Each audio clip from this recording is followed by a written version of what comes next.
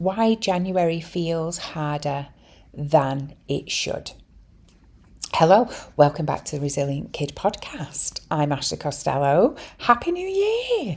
Oh, do you know, it's lovely. We had a bit of a break in December of recording, and I'm so excited because we've planned out the whole year's podcast and we're doing things a little bit differently this year, and I cannot wait to have the new format with you, but it'd be brilliant. Today we're going to talk about January, and specifically why January often feels heavier, harder and more emotional than we expect it to. So let's kick off. Have you noticed more tears, more arguments, more tiredness? Have you had moments where, this is so too hard, I can't be bothered? Well, if you have, you're not alone. More importantly, nothing has gone wrong. January isn't failing you. You are not failing January. You're not failing your kids. January is a perfect storm for nervous systems. For everybody, including your own. So as I'm going through this, talking about, kids and teens, I want you to think about your own as well. But I want to explain why and what we know about the brain and behaviour and its development, why January feels harder. So let's kick off. The myth of the fresh start. Well, there is a strong social message, isn't there, around January? New year, fresh start, back to routines, back on track. Well, here's the problem with that. Nervous systems don't reset on January the 1st. We all wish they did, would be a lot easier. However, kids and teens don't experience January as a fresh start. They experience it as a very shocking and sudden gear change.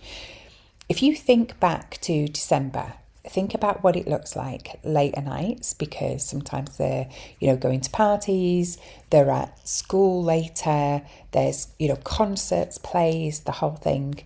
The disrupted routines that come along with that, thinking about dinner, you're not having dinner maybe at the usual time because of said disruptions at school and things, lots of stimulation, emotional highs and lows that come along with that, with the nerves around some of that stuff.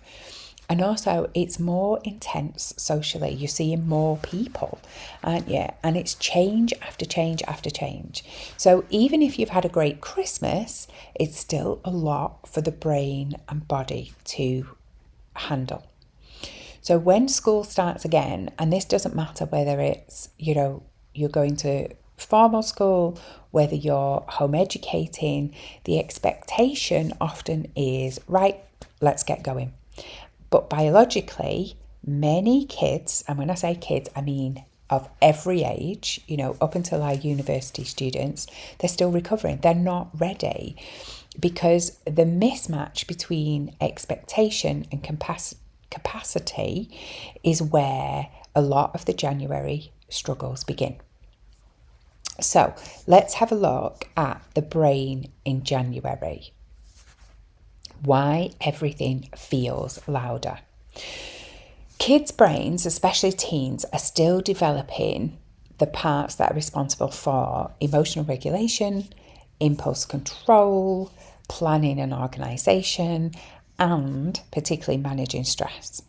That prefrontal cortex, that front part of our brain, our upstairs brain, is involved in thinking, reasoning, calming part of the brain, is under construction well into the 20s. And actually in December, some research came out to say that actually that construction is still going on into the 30s. Meanwhile, our amygdala, or when we're talking to younger kids, we say our guard dog, the brain's alarm system is fully online much earlier. Now, there are 3 reasons to why January is particularly hard. Let me go through them for you. So, 1, our stress hormones increase. Going back to school increases the level of cortisol, the stress hormone, even in children who are home educated or like school. because again, we've got that like going back to routine. Now, cortisol on its own isn't bad, but too much for too long makes emotions louder and thinking quieter. We find it much harder to get back into that focus and concentration. The second reason is because the thinking brain is tired. After weeks of change, and you know, sometimes it's weeks and weeks. We're talking about end of November is when schools start to change the routines. The prefrontal cortex is depleted. So that, what does that look like for us? Well, it means less patience as a parent, hands up, you know, less, but for our kids as well, less flexibility, less ability to hold it all together. Now, you might be feeling that as a parent anyway, let alone the kids. And then third reason is because the alarm system is much more reactive. The amygdala, that guard dog, the place where we fight, flight, freeze or fawn, becomes quicker to interpret things as threatening or overwhelming or just plain unfair. So the small things like a comment, a request, a change in plan can trigger those bigger reactions because, you know, we're tired. Is why in January we see behaviour change, we see much more emotional outbursts, we see those anxiety spikes. So those kids who used to cope really well suddenly look like they're struggling, and that's because they are. It's not because they've gone backwards, it's because their capacity is lower. What I want to do is hone in on teens for a moment. So why is January harder for teens? Well, from a brain development perspective, teens experience emotions more intensely, they feel social stress more deeply, and their sleep cycles are already misaligned with school schedules. So, for instance, realistically, anyone in a high school setting or studying high school materials and beyond shouldn't be starting school until 10 or 11 in the morning because of the way that their sleep cycle and their way, the brain development. So if you think about over Christmas, so already we know that's misaligned, but over the Christmas period, they've had later nights, you know, they might be sleeping in the morning, and actually we're going to hit kind of January the 5th, and that's going to be so hard. It's going to be like walking through treacle for them. Add January into the mix with darker mornings, academic pressures. So I know that some kids have already gone back to mocks, deadlines, things like that. Lot less freedom. They've got a lot less freedom about what they're doing, what they're eating, their routines, you know, staying online longer, things like that. You know, it's really unfortunate, isn't it? But you take, for instance, a lot of teens are into Stranger Things, the TV program, and you know, they've released them at really random times. Now in America, I get it, but here, you know, one of them was 1 o'clock, like Christmas morning. Like, and I get it, but actually, a lot of these kids are watching that then. And yes, how, you know, yeah, they're staying up and watching it and blah, blah, blah. But that's not fair, is it? It's not fair on some of those kids. And I get that a lot of adults like are really excited and stuff. But you think, very clever marketing. What's the first thing you've done Christmas morning? Watch Stranger Things. It's like a little present for them, isn't it? But, you know, you're already hitting, irrespective of your age, you're already hitting that Christmas day with being tired. So, you know, there's lots of things around that. Also, January brings the well-being, let's lose weight, let's get fit. And what does that mean for teenagers? Comparison, self-criticism, things like that. So what does research show us about this? Well, sleep deprivation increases that emotional reactivity. Lack of daylight affects mood and motivation. So as much as you can, get them out for a walk, get them outside, fresh air in the daylight as much as possible. Make sure curtains are open, windows open if possible. All will help. And then chronic stress, we know, reduces concentration and resilience. So if some of your teens have then specifically been revising, ready to go back for mocks, then that hits them as well, doesn't it? So when teams seem withdrawn, irritable, unmotivated, or just plainly flat, it's often not defiance. It's not, they're not listening, not doing as they're told, or they're too lazy. It's the nervous system saying, this is a lot, this is too much. So why does behaviour change before words do? And I think as a parent, this is one of the hardest things to get your head around, because kids don't go, oh, I'm really overwhelmed, I'm struggling to regulate. What they show is behaviour in communication. That's their communication. So look out for these things rather than, why didn't you say? Because they're not going to say. They've not got the words often. Because I think what we do is overestimate their ability to recognise it in themselves, unless you've got a kid or a teen that's already been through therapy and they have, the social awareness and they have that language and that insight, what we call mindsight, to recognise what's going on and because that's one thing, but then to be able to communicate it. And often young kids and teens that we work with, that is one of the benefits that parents say is suddenly they realise that they've now got a voice to be able, and they are voicing that. But actually, unless you have been on a, social awareness program, whether you've been into therapy, your kids are not going to be able to do this. So their behaviour is a way of them communicating. And so sometimes in January it can look like clinginess, it can look like anger, refusal to do something, shut down, isolating themselves, or tears over what seem very small things to us, but actually aren't to them. So what's really happening underneath can be, that emotional fatigue, the loss of safety after the holiday, especially if you've had a lot of time off with your kids, and it doesn't matter what age they are. If you've been around a lot more for them, you are their safety, you are their North Star. And then also pressure to perform, to get back into that routine, often before they're ready.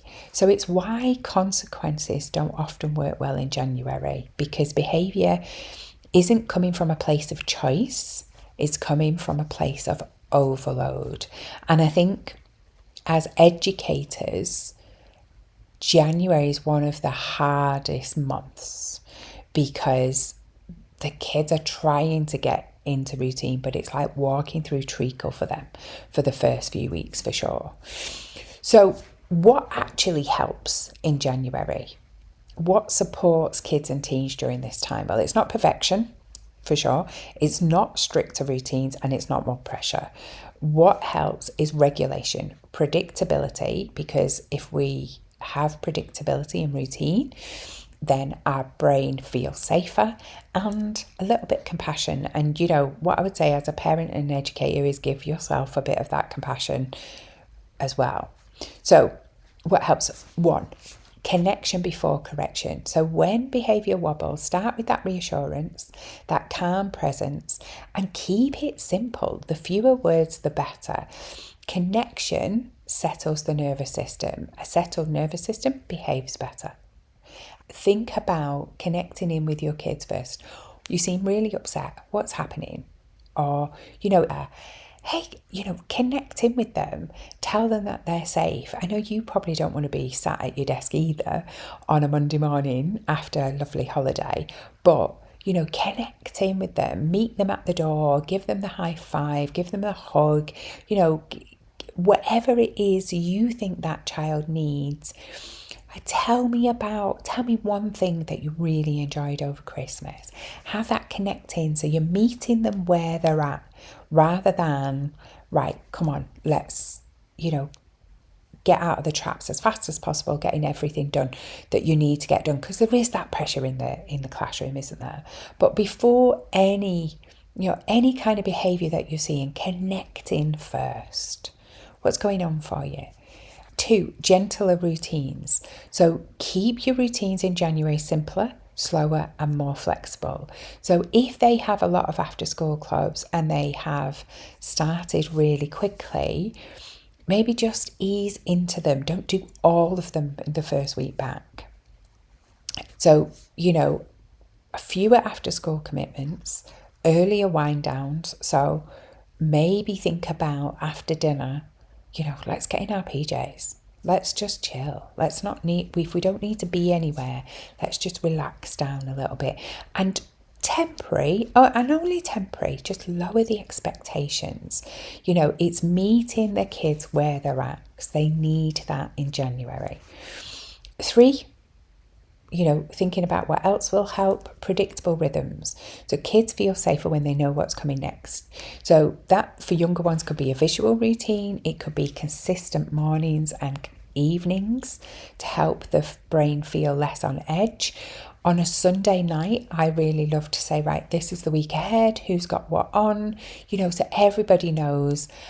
I've got friends who go, this is what's for dinner every night, because that also helps. And especially, older ones, they might help with kind of making dinner. And you know what? That doesn't matter if it's beans on toast one night a week, or, something out of the freezer one night a week, just to kind of ease them in, but as predictable as possible.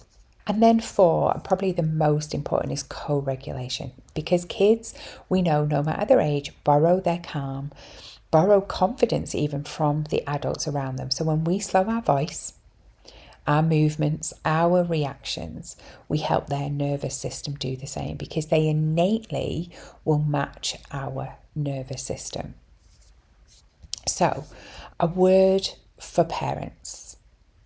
If January so far has made you feel less patient, more tired, more doubtful in your own, abilities, then I hope this podcast makes sense.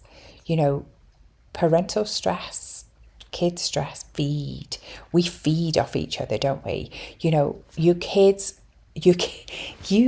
I can tell you definitely, if I am not 100%, oh my God, my kids know, and it's like sharks circling, isn't it? That you just know you're not 100% and they will push and push on that day. So be aware of that. January stretches us all. We don't need to fix it. We just need to be aware of it. So make sure you support yourselves through it. And remember, if you remember, or don't listen to another podcast for the rest of the year, right? As a parent, we only have to get it right 30% of the time, and they still turn out okay. Listen to that again. 30% of the time.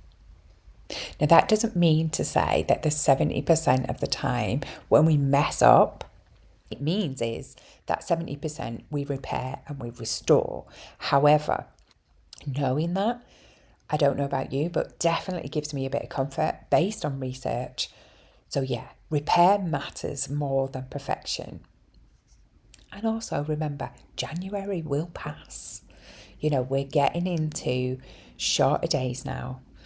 Yes, it's turning colder here in the UK, but we're getting into shorter days.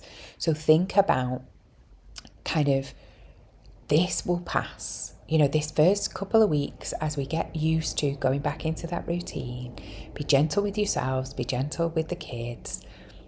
It will pass.